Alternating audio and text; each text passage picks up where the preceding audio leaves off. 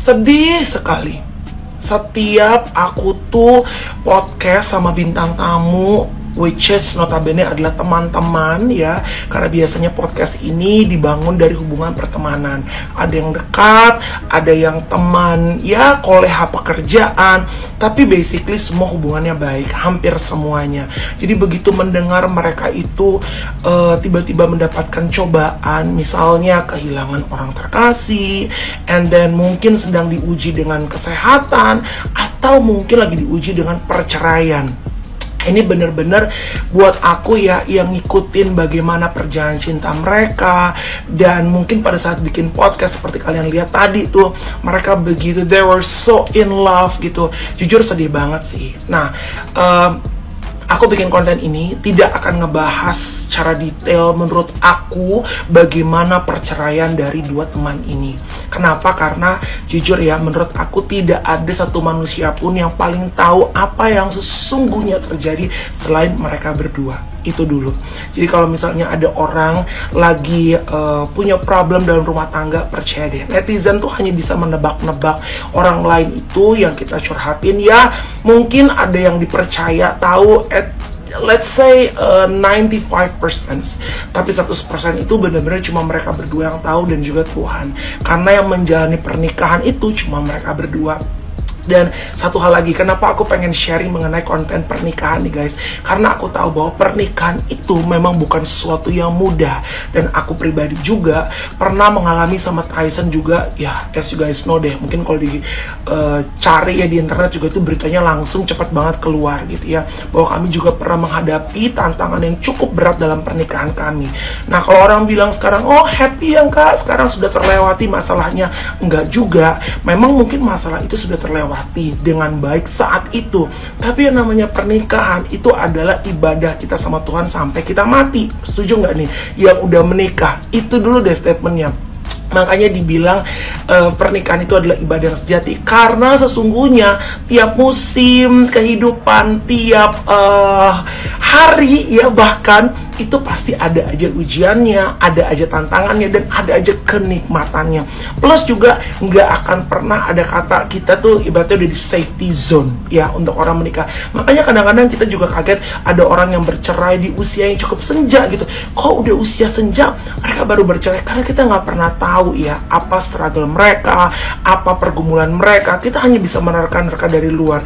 So for that thing, aku pengen ajak semua netizen boleh ikut memberikan support, boleh mungkin ikut menebak-nebak, oke, nggak apa-apa, itu wajar banget sih, karena they both public figure.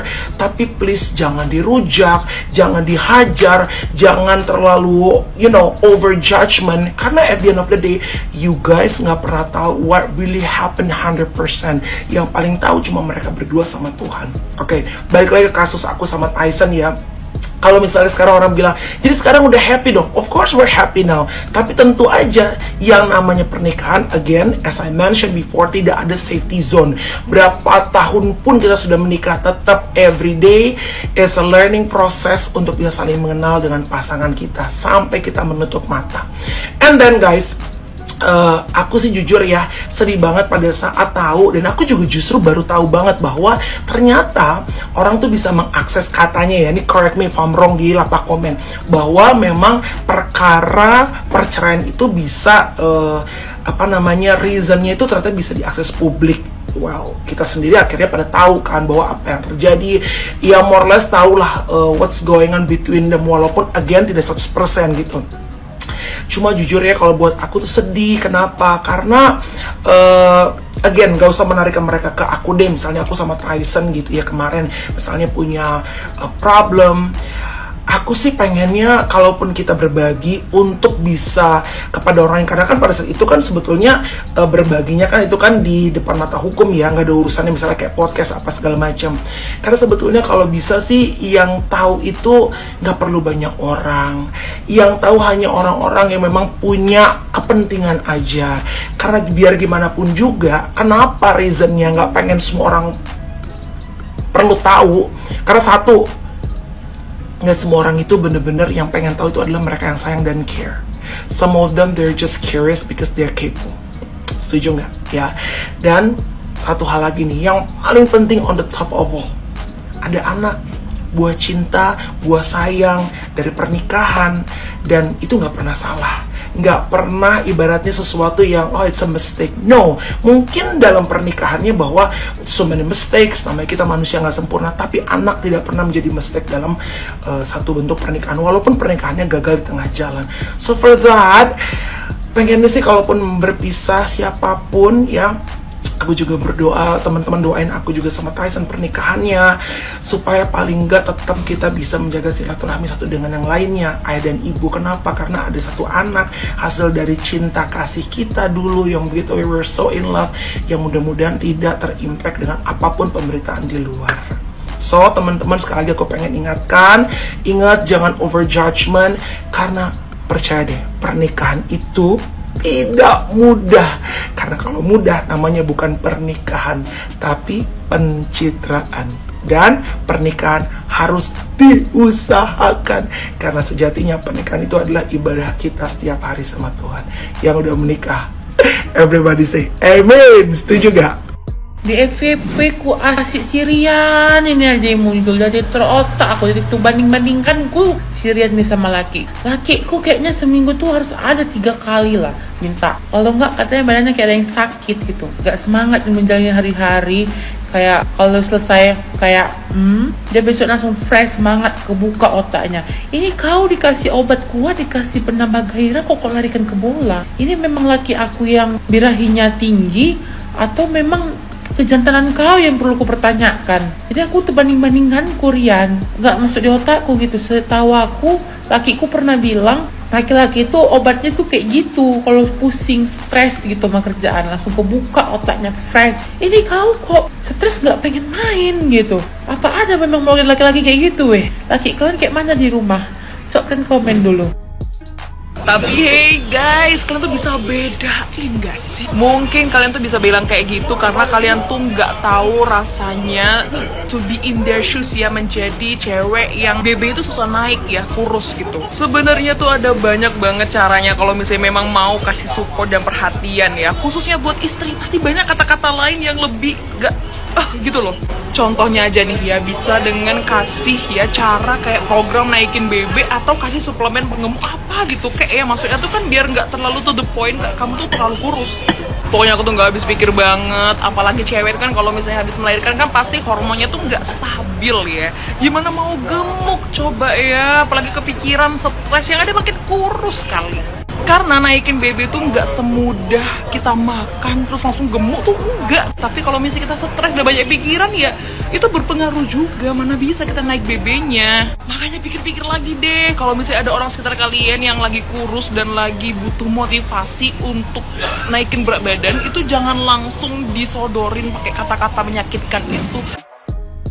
Stop bilang dan stop memiliki pemikiran bahwa menikah adalah suatu pencapaian ataupun suatu kesuksesan. Big no. Why? Lo kan pada lihat nih belakangan ini, lo pada baca, lo pada dengar berita yang belakangan ini marak terjadi, bagaimana perilaku suami ke istri dan bagaimana perilaku istri ke suami. Pokoknya ya adalah orang berumah tangga ini pada berulah aja. Bukan perihal selingkuh-selingkuh, say. Selingkuh mah udah gak ada apa-apanya nih sama masalah yang ini. Banyak banget kan kasus kriminal yang belakangan ini terjadi. Mayoritas mereka melakukan itu karena apa? Karena faktor ekonomi.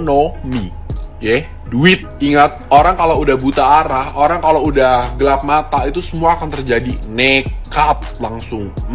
Tanpa berpikir panjang langsung dor. Karena menurut gue lo menikah itu nggak cuma kayak wow nikah gitu, tapi lo butuh mental, lo butuh finansial. Untuk apa? Untuk hidup ke depannya. Kan lo habis nikah kan pasti hidup. Karena lo udah gak hidup sendiri lagi setelah lo nikah. Lo hidup dengan seseorang yang tidak memiliki hubungan darah sama sekali dengan lo. Ada resikonya nggak? Ada. Apa resikonya? Resikonya adalah ketika lo satu rumah dengan orang yang gak memiliki hubungan darah sama lo, udah pasti terjadi berbeda pendapat yang menimbulkan ribut kecil, ribut mungil, ataupun cekcok. Jangankan yang nggak sedarah, jangankan yang nggak sedarah, kita aja yang saudara kandung, kita aja yang sedarah aja beda pendapat, isi kepalanya beda, apalagi yang nggak sekandung. Makanya disitulah kita butuh mental. Dar, lo udah nikah, udah tinggal serumah, terus lo begitu, terus kenapa kalau begitu? Hamil, kan? Hamil lo dikasih takdir sama Tuhan. Nih gue kasih anak buat lo. Ada apa ya dalam perut lo? Ada bayi, masa ada tikus? Kan nggak mungkin, say. Ketika istri lo hamil, tanggung jawab lo bukan cuma buat 2 orang, tapi buat 3 orang. Siapa? Lo, bini lo, sama anak lo. Lo sudah harus mulai bertanggung jawab sejak anak itu ada di perut istri lo sampai anak lo menutup mata, atau sampai elonya menutup mata. Gitu, paham? Atau at least sampai anak lo menikah lah gitu. Karena kalau anak lo udah menikah itu kan udah ikut keluarga orang lain, berarti udah tanggung jawab orang lain gitu. Tapi lo akan tetap harus tanggung jawab, harus. Artinya apa? Kalau istrinya udah hamil atau udah punya anak, artinya lo harus mencukupi sebagaimana mestinya kebutuhan yang anak itu harus dapatkan. Kan Tuhan udah memberi takdir yang baik banget nih, lo dikasih anugerah berupa anak kecil yang tidak berdosa yang akan lahir ke dunia. Jangan sampai kehidupan si bocil ini menjadi mimpi buruk untuk si bocilnya gitu. Karena si bocil ini akan panjang umur, jadi jangan bikin hidup dia ke depannya itu seperti mimpi buruk. Nah, atau memiliki, ya pokoknya jangan. Butuh apa tuh supaya anak nggak ngerasain hidup seperti mimpi buruk? Butuh uang, butuh mental yang lebih, karena ngedidik anak itu capek. Gue aja ngasuh ponakan gue aja, guanya udah baby blues gue. Ngurus anak itu nggak gampang, ngurus anak itu mahal dan harus ekstra apa? Ekstra tenaga, ekstra mental, ekstra duit, harus. Kesimpulannya apa? Ubah mindset bahwa pernikahan bukanlah suatu ajang, bukanlah suatu kesuksesan, bukanlah suatu perlombaan. Percuma kalau lo habis nikah saldo lo cuma 100.000, saldo lo cuma 200.000, itu apaan? Itu namanya lo ngajakin orang buat hidup susah. Ngerti? Jangan lo nikah karena tuntutan. Jangan lo nikah karena lo insecure. Teman-teman lo udah pada nikah, aduh gue belum.